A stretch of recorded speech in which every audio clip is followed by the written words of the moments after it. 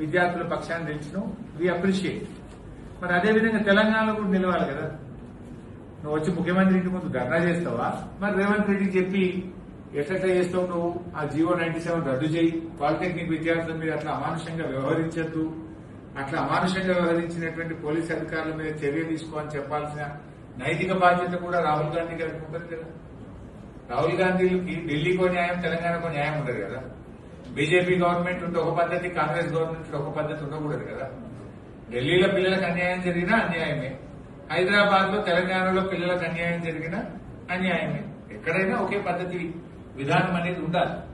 So I demand Rahul Gandhi గారు also immediate గా రేవంత్ రెడ్డికి చెప్పండి, జీవో 97 రద్దు చేయండి, పాలిటెక్నిక్ విద్యార్థులకు న్యాయం చేయాలి. సో మీరేమి support you by all means, I support you. రేపు కూడా హైదరాబాద్ లో నేను ముఖ్యమంత్రి లేడు, రాగానే నేను ఒక లెటర్ రాస్తా అతనికి, మాట్లాడటం గట్టిగా. ఈ సెప్టెంబర్ మొదటి వారంలో అసెంబ్లీ ఉంటుందంటున్నారు, అసెంబ్లీలో కూడా మాట్లాడతాం. ఏమైందంటే విద్యాశాఖకు మంత్రి లేడు, ముఖ్యమంత్రి మంత్రి అయ్యింది. ఇంకొక మంత్రితో మాట్లాడదామన్నా there is no minister. So anyway we have to talk to CM only. Will definitely bring pressure on CM and this government. మీ ఫైటింగ్ కూడా చేయండి. మా టీఆర్ఎస్పీ విద్యార్థి విభాగం కూడా మీకు పూర్తి సపోర్ట్ గా ఉంటుంది. మీ యొక్క ఆందోళనకు, మీ పోరాటానికి సంపూర్ణమైనటువంటి మద్దతు కూడా ఇస్తాం. గట్టిగా పనిచేయండి, పోరాడితే పోయేదేం లేదు, బానిస సంఖ్యలు తప్ప.